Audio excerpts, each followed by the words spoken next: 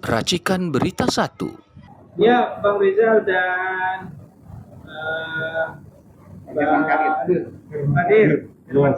Bagaimana kita tahu kemarin ada berita tentang meninggalnya 3 orang dalam acara semacam syukuran lah yang diselenggarakan di Bandung, dan itu dalam rangka syukuran terhadap pernikahan anaknya KDM. Namun terjadi korban dan viral di media karena pengakuan dari KDM, dia tidak mengetahui acara tersebut, tapi ketika diputarkan di podcastnya ternyata itu sudah direncanakan. Nah, tanggapannya Bang Rizal Fadilah? Ya, Dulu. saya kira harus ada pemeriksaan yang seksama ya dari pihak kepolisian, karena soal meninggal atau soal tewasnya 3 orang dan luka-luka 18 lebih lah, atau 20 lebih orang itu bukan peristiwa yang harus dilewatkan begitu saja. Itu masuk dalam kualifikasi sebetulnya perbuatan pidana gitu ya. Tinggal dicari siapa yang penanggung jawabnya. Yang jelas itu anak dari Deddy Mulyadi, Gubernur Jawa Barat, yang perempuan, yang laki-laki, kan, yang perempuannya anak Irjen Pol Karyoto, gitu kan, Pak Kapolda Metro Jaya, gitu kan, berbesanan keduanya. Jadi biasanya kalau pernikahan itu bebannya biasanya gitu, penyelenggara itu ada pada pihak keluarga perempuan, gitu biasanya ya, gitu. Nah, dalam hal ini juga keluarganya Pak Irjen Karyoto, gitu. Oleh karena itu juga menjadi bagian yang tidak terpisahkan untuk mulai ditanyakan juga tentang kemungkinan keterlibatannya, gitu kan. Itu peristiwa yang di Garut itu memang agak istimewa. Biasanya kalau walimahan, syukuran itu nggak pernah ada korban, gitu ya. Itu malah orang bersenang-senang, bahagia. Kalau ini akibat dari sesuatu yang sebenarnya sudah bisa diduga, gitu kan. Masa di dalam syukuran mengundang masyarakat yang banyak-banyaknya, sebebas-bebasnya, nggak ada pembatasan. Ya sebetulnya sudah bisa diduga akan terjadi sesuatu. Itu kalau di dalam hukum namanya dolus eventualis, itu suatu kesengajaan yang bisa diduga kemungkinannya terjadi sesuatu, gitu. Jadi sebenarnya itu masuk kategori pembunuhan juga, gitu. 338 KUHP, gitu ya. Kalau memang dikejar lebih lanjut, gitu kan. Dibuktikan. Jadi Deddy Mulyadi yang tadinya bilang tidak tahu, gitu kan, acara itu, dan tadi kan sudah disampaikan bahwa ternyata tahu. Memang tanggal 16 dia berdiskusi dengan anaknya yang laki-laki itu. Katanya kalau kita mengundang warga mah jangan disatukan dengan walimahan. Diagendakan acara tanggal 18 hari Jumat.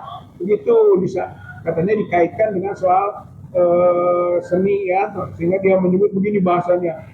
Warga itu biarkan sepuas-puasnya makan, sepuas-puasnya nonton, sepuas-puasnya tertawa. Begitu, berarti memang itu agenda yang direncanakan, gitu. Soal itu hanya yang jadi masalah bahwa seninya itu nonton dan tertawa itu malam hari.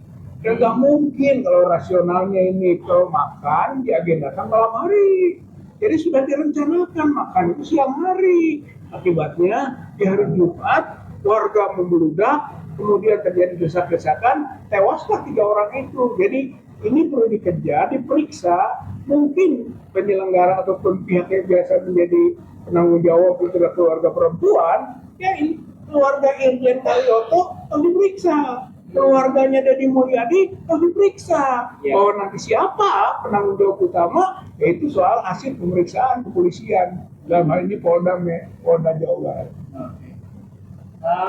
Bang Kadir, Bang Herman Kadir, kan sejauh ini kita belum ada info lagi. Tadi kalau diusulkan Bang Rizal Fadilah kan harus segera diperiksa karena ini menyangkut hilangnya nyawa ya seseorang. Tapi kita belum dapat info lebih lanjut tentang pemeriksaan ini. Dan kita tahu bersama hari ini aparat namanya agak sulit untuk kita percayai ya. Soalnya ini dalam kasus yang berkaitan langsung dengan Kapolda. Jadi, jelas ya? Ya, Jadi ini masuk kategori delik umum. Kalau delik umum itu artinya tanpa ada yang lapor, polisi bisa mengambil tindakan langsung. Ya, bisa mengambil tindakan langsung. Nah, ini kalau pasalnya bisa masuk pasal 359 KUHP tentang kelalaian menyebabkan kematian orang lain. Nah, ini juga bisa masuk kelalaian pasal 360-nya kelalaian menyebabkan orang luka-luka parah. Ya. Nah, itu 360-nya. Kalau 361-nya kerugian harta bendanya hilang akibat kelalaian ini. Nah, itu bisa masuk ini. Kalau pasal ini si Gubernur Jawa Barat ini berikut anaknya bisa kena. Kalau menurut saya, karena dia yang mengundang masyarakat ramai perkumpulan, ya. Apalagi kalau undangan itu tanpa izin. Nah, kalau tanpa izin bisa diperberat lagi, masuk 338 nanti kita bisa 20 tahun hukumannya itu. Nah, jadi ini ya, artinya apa? Seharusnya acara itu kalau memang seramai itu dibarengi dengan keamanan yang ketat, ya. Jadi pihak keluarga harus menyiapkan keamanannya, harus menyiapkan segala sesuatu supaya terhindar dari musibah itu gitu loh. Nah, ini saya melihat ini tidak disiapkan gitu loh. Nyawer-nyawer orang injak-injakan, nah, akhirnya begini terjadi. Rebutan makanannya tidak strategis, dibikin numpuk satu tempat lokasi, akhirnya orang impit-impitan. Nah, ini bisa masuk kategori 359 KUHP tadi, tadi. Itu kelalaian menyebabkan kematian orang lain. Ancamannya jelas di atas 10 tahun. Oke. Ya, itu aja yang bisa saya sampaikan. Nah, Bang Rizal, jika apa yang disampaikan Bang Rizal dan Bang Herman Kadir ini tidak diindahkan ya, karena kan kita tahu bersama ini kasusnya agak cukup besar ya, karena ini melibatkan dua tokoh penting di negeri ini ya, apa namanya, Irjen Pol Karyoto, yang kedua adalah Kang Deddy Mulyadi, apalagi Kang Deddy Mulyadi sekarang sedang di blow up di media sosial ya, dan kemungkinan nanti akan terus naik di media sosial. Kira-kira apakah mungkin ini bisa sebagaimana tadi dijelaskan oleh Bang Rizal dan Pak Kadir kalau kita melihat kondisi yang sekarang? Ya, saya kira tergantung publik, tergantung masyarakat ya, dan juga pihak keluarga korban. Saya kira pihak keluarga korban juga harus menyadari bahwa ini bukan delik aduan tadi, bukan harus dilaporkan, diadukan, bahkan kalaupun dimaafkan oleh pihak keluarga itu tidak menghapuskan pidananya. Karena ini adalah kepentingan umum, delik umum tadi disampaikan oleh Bang Herman Kadir. Gitu. Jadi tergantung nanti publik melakukan pengawasan, gitu kan. Dan saya kira sebagai pemimpin baik itu Irjen Karyoto maupun Deddy Mulyadi, gitu kan, justru sebagai contoh.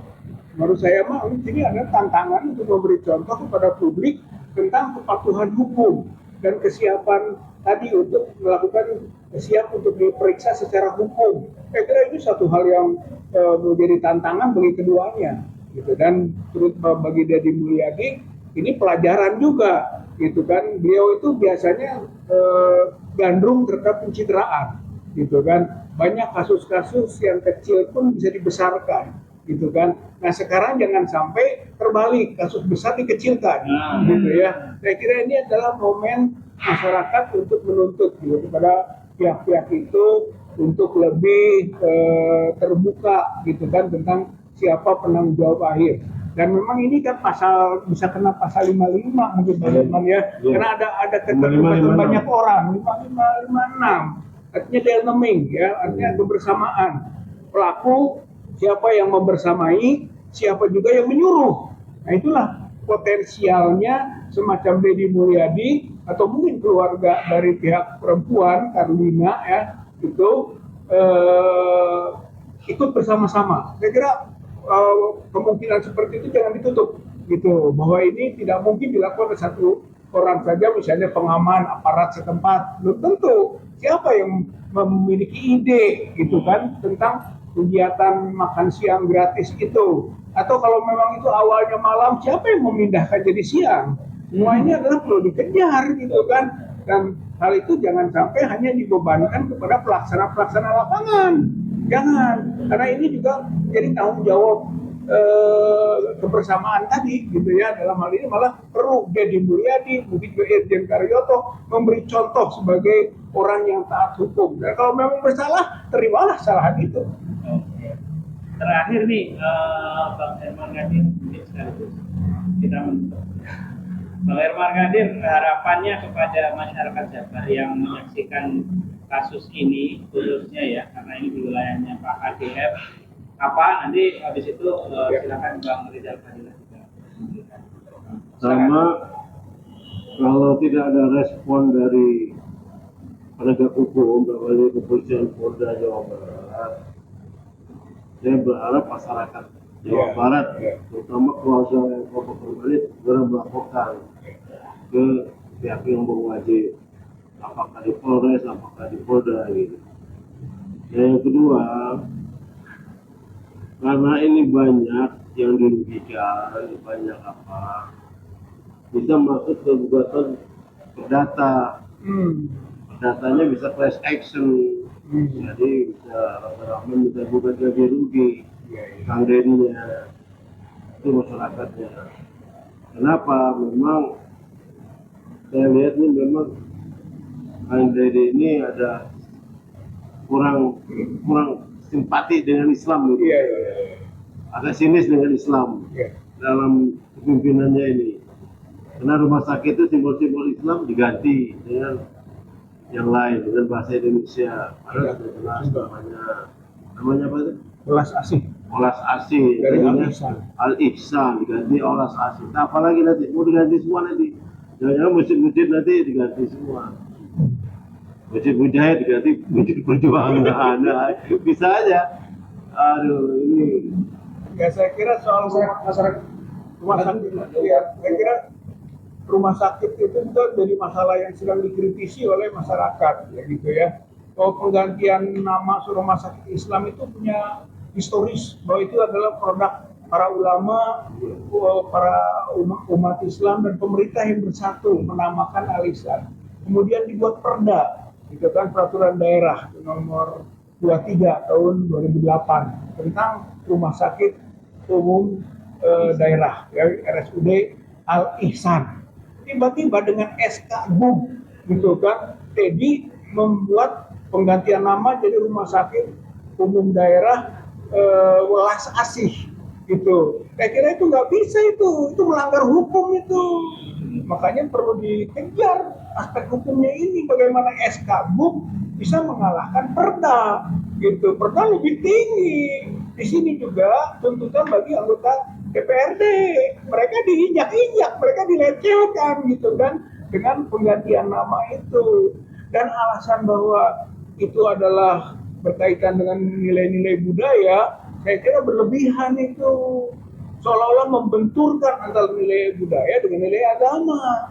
Kalau semestinya Dedi itu bikin aja rumah sakit baru, namanya rumah sakit Welas Asih yang sudah lama ada dari produk umat Islam dan ulama. Rumah sakit Al-Ihsan tetap saja gitu. Ini mah ketidakbecusan membuat rumah sakit, kemudian mengambil rumah sakit yang ada, mengambil oper nama dengan alasan budaya. Itu namanya alat budaya gitu. Budaya itu nggak boleh dibenturkan dengan agama gitu. Jadi sikapnya Deddy Mulyadi ini kualifikasinya Islamofobia gitu. Dia benci, dia takut, tidak suka kepada atribut-atribut Islam. Saya kira umat Islam masih akan marah menghadapi pola-pola penggantian hal seperti itu.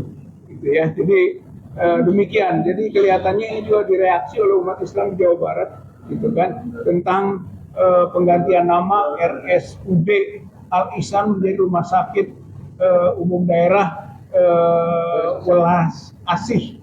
Bahkan ada yang jelek itu, dia menyebut toh Allah juga Rahman dan Rahim, welas asih. Beda, sifat-sifat Allah itu Rahman Rahim, kalau hamba itu Abdur Rahman, Abdur Rahim, Baitur Rahman, Baitur Rahim. Nggak bisa disebut maha gitu kan, masa disebut maha rumah sakit yang disebut welas asih itu. Jadi saya kira dari aspek budaya juga menyimpang, dari aspek agama apalagi, aspek hukum juga Deddy Mulyadi melakukan pelanggaran hukum gitu dengan mengubah perda oleh SK Gub gitu. Saya kira ini pasti umat akan marah dan umat akan melakukan reaksi. Tanggapannya Bu RSUD tentang RSUD KDF yang diganti jadi RSUD welas asih dan tragedi kemanusiaan ya, yang kemarin mengakibatkan meninggalnya 3 orang dan puluhan orang luka-luka pada saat pesta yang dilakukan oleh anaknya KDF, Kang Deddy Mulyadi di Garut. Silakan. Prinsipnya sebenarnya kita patut belasungkawa untuk persoalan ini, dan seyogyanya Kang Deddy itu harus bertanggung jawab ya, karena beliau adalah pimpinan, beliau adalah yang seharusnya sudah lebih awal tahu dan bisa mengantisipasi segala persoalan-persoalan yang terjadi, dan sehingga tidak menyebabkan korban, tidak berjatuhan korban. Sehingga sebagai pimpinan saya melihat tidak bisa atau serta-merta jadi harus melepaskan tanggung jawab begitu saja dengan mengatakan saya tidak tahu. Kok mudahnya seorang pimpinan mengatakan, menjawab saya tidak tahu mengenai soal itu. Padahal di dalam proses awal di saat menghadirkan atau mengundang, beliau sudah bertanya sama anaknya. Itu sudah ada tanya jawab tuh. Sama anaknya siapa yang mau diundang, seperti apa dan bagaimana. Di situ kan sudah terlihat nampak bahwa beliau sebenarnya tahu persoalan ini. Cuma memang akhirnya bentuk daripada lari dari tanggung jawab mengatakan udah saya tidak tahu. Dan di sini perlu kita sebagai warga masyarakat dari Bandung harus betul-betul mengejar beliau untuk bertanggung jawab terhadap persoalan yang terjadi. Karena ini persoalan kemanusiaan ya. Di Garut yang terjadi ini persoalan kemanusiaan. Ada korban dan ya, kalaupun dia mengatakan bahwa saya sudah hadir, sudah datang, sudah sungkawa, bukan berhenti sampai di situ, tapi harus betul-betul melihat yang hal-hal yang lebih jauh dari kenapa dan ini tidak boleh lagi terjadi. Saya pikir seperti itu mungkin ya. Terima kasih. Assalamualaikum.